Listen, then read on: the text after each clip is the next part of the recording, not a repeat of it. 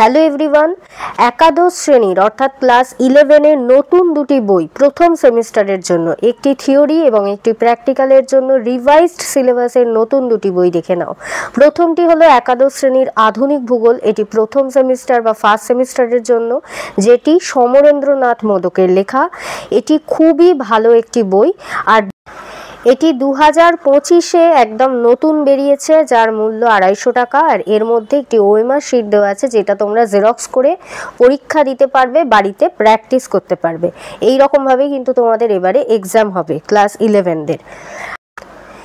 এর সূচিপত্রটা তোমরা দেখে নাও। এই সূচিপত্রটা খুব সুন্দর উপবিভাগে ভাগ করা আছে। সূচিপত্র থেকে তোমরা বুঝতে পারবে বইয়ের ভেতরে কি কি বিষয় নিয়ে লেখা আছে। এখান থেকে তোমরা প্রচুর শর্ট কোয়েশ্চেন পাবে। এত শর্ট কোয়েশ্চেন আমি আশা করি অন্য কোনো বইতেও তোমরা পাবে না। এখানে প্রচুর শর্ট কোয়েশ্চেন আছে। তোমাদের এক্সাম কিন্তু ফার্স্ট সেমিস্টার এমসিকিউতেই হবে, তাই এখান থেকে তোমরা প্রচুর এমসিকিউ পেয়ে যাবে। আর দ্বিতীয় বইটি হলো ব্যবহারিক ভূগোল। এটি ছায়া প্রকাশনীর বই, যেটি লিখেছেন দুলাল দাস এবং চন্দন সুরাবি দাস।